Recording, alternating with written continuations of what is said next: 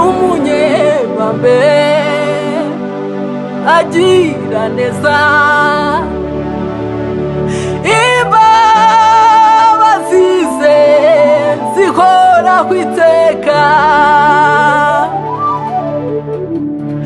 imbabazi ze zihoraho iteka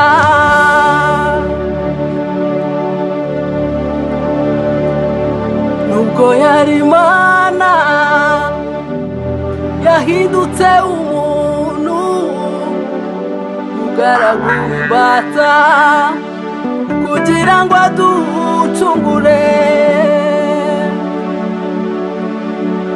ndakumva amakuru y'umurwa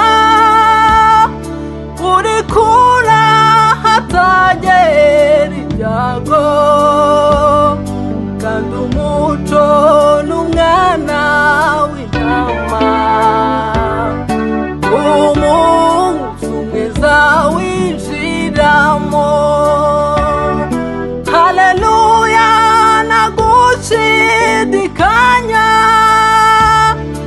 haleluya zishira mu murwa haleluya ni hafi kujyayo umunsi umwiza winjiramo haleluya nagushidikanya haleluya zishira mu murwa haleluya ndi hafi kujyayo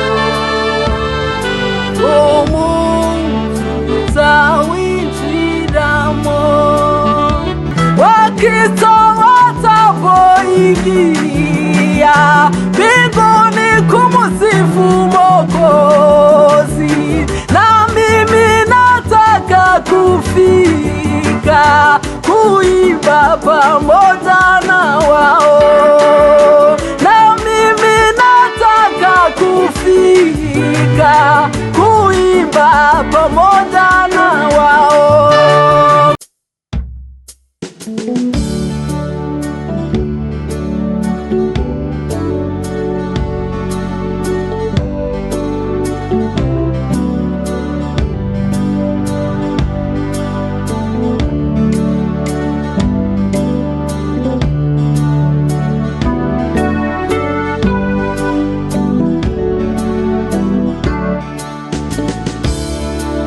Ndakumva amakuru y'umurwa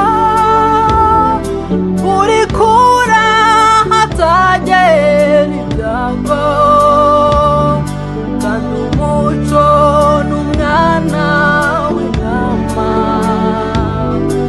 umunsi umwiza winjiramo ndakumva amakuru y'umurwa uri kura hatagera ibyago kandi umuco n'umwana w'intama umunsi umwiza winjiramo haleluya nagushidikanya haleluya zishira mu murwa haleluya ni hafi kujyayo umunsi umwiza winjiramo haleluya nagushidikanya haleluya zishira mu murwa haleluya ni hafi kujyayo umunsi umwiza winjiramo n'amarira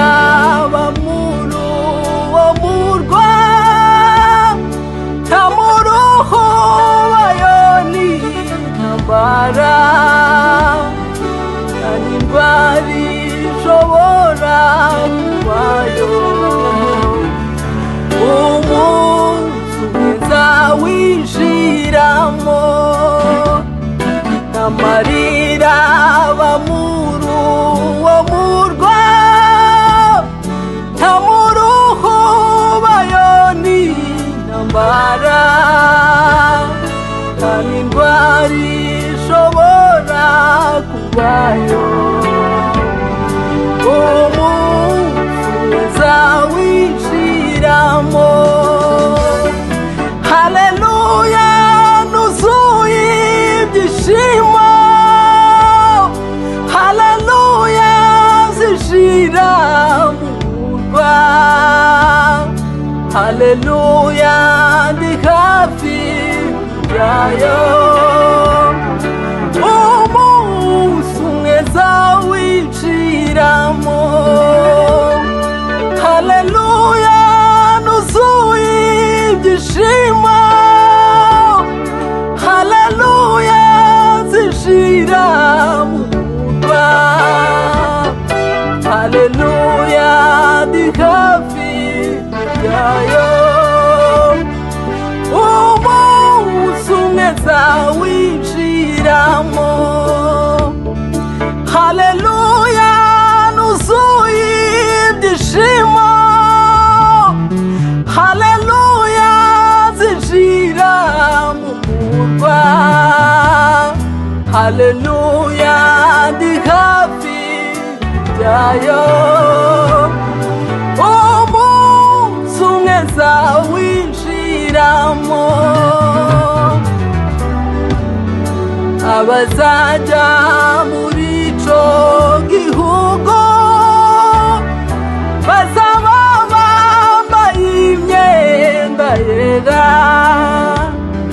babikiwe ikamba ry'izahabu, umunsi umwe zawinjiramo. Abazajya muri ico gihugu bazaba bambaye imyenda yera, babikiwe ikamba ry'izahabu, umunsi umwe zawinjiramo. Haleluya nagushidikanya, mw'ijuru hari umunezero, nagumubabaro uba mw'ijuru, umunsi umwe zawinjiramo.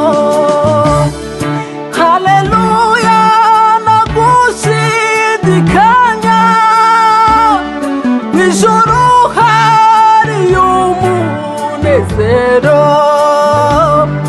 nagumubabaro uba mw'ijuru, umunsi umwe zawinjiramo. Haleluya nagushidikanya, mw'ijuru hari umunezero, nagumubabaro uba mw'ijuru, umunsi umwe zawinjiramo, umunsi umwe zawinjiramo.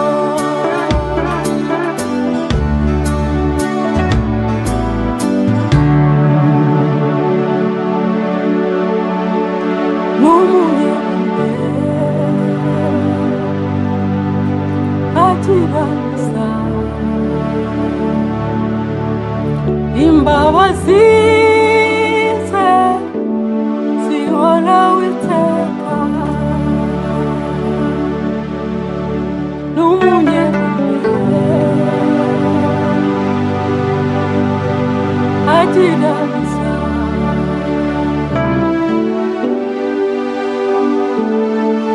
Imbabazi ze zihoraho iteka, n'umunyebambe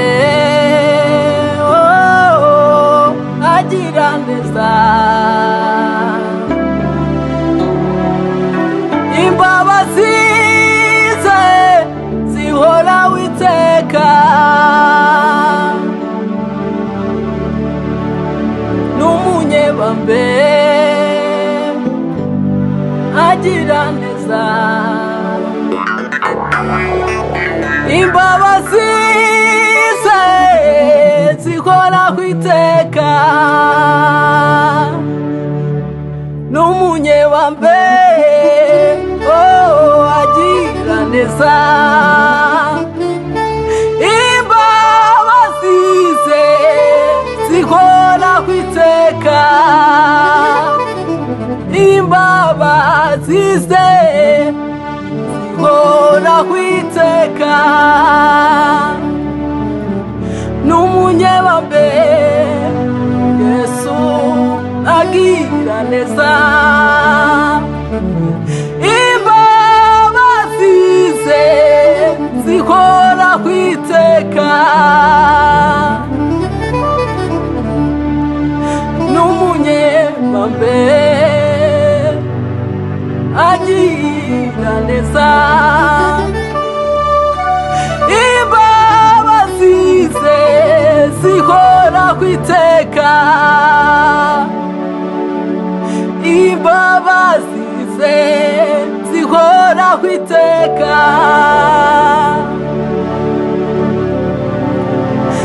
n'umunyebambe agira neza imbabazi ze zihoraho iteka imbabazi ze zihoraho iteka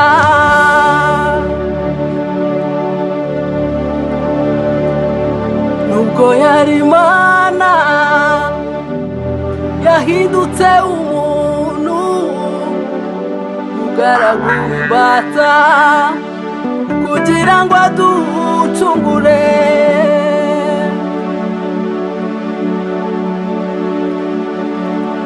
nubwo yari Imana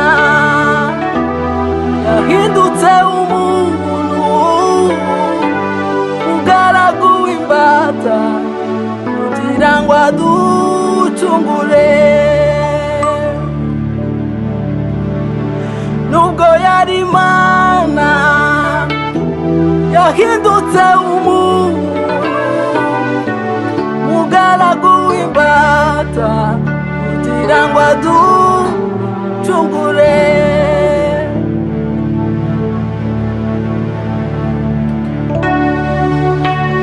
urukundo ruruta ko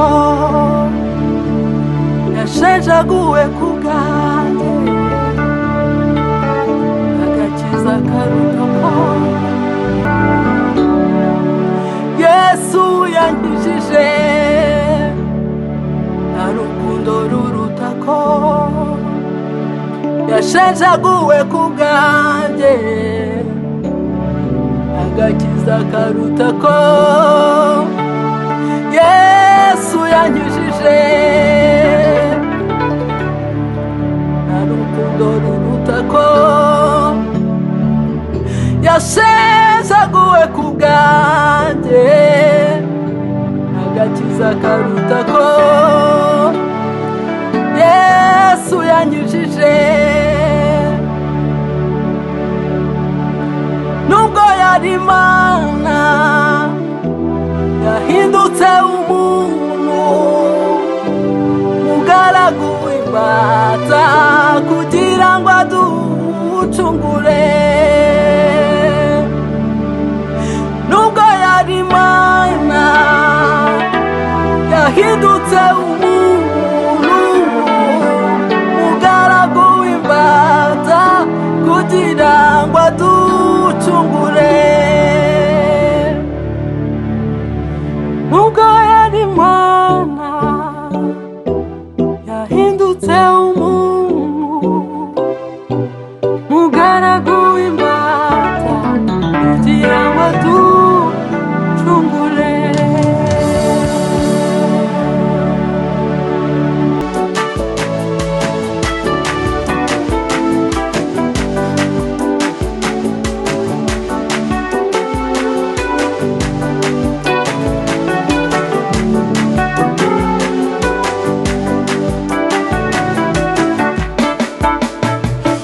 maisha katika dunia ni kama kupanda na vuna. Apandaye katika mwili atavuna uharibifu. Apandaye katika mwili atavuna uharibifu. Apandaye katika mwili atavuna uharibifu. Tukitumikia Mwokozi tutapata thawabu mbinguni. Yafaa kuishi na kufa katika maneno ya Mungu. Yafaa kuishi na kufa katika maneno ya Mungu. Yafaa kuishi na kufa katika maneno ya Mungu. Kwa neema kubwa kabisa tumekubaliwa na Mungu. Kwa neema kubwa zaidi tupata kumutumikia, kuishi kwa ajili ya Yesu kati yote ya dunia hii, na kuitangaza Injili ni faida kwetu kabisa. Na kuitangaza Injili ni faida kwetu kabisa. Kwa neema kubwa kabisa tumekubaliwa na Mungu. Kwa neema kubwa zaidi tupata kumutumikia, kuishi kwa ajili ya Yesu kati yote ya dunia hii, na kuitangaza Injili ni faida kwetu kabisa. Na kuitangaza Injili ni faida kwetu kabisa. Wakristo watapoingia mbinguni kumusifu Mwokozi, na mimi nataka kufika kuimba pamoja na wao. Na mimi nataka kufika kuimba pamoja na wao. Wakristo watapoingia mbinguni kumusifu Mwokozi, na mimi nataka kufika kuimba pamoja na wao. Tutamushukuru Mwokozi aliyetununua kwa damu, kuishi na kufa katika maneno ya Mungu. Aliyehudumu kwa pendo watamuhimidi milele. Waliohudumu kwa pendo watamuhimidi milele.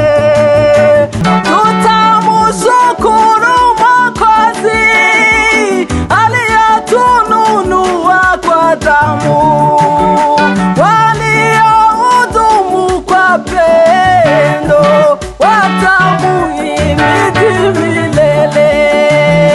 Waliohudumu kwa pendo watamuhimidi milele.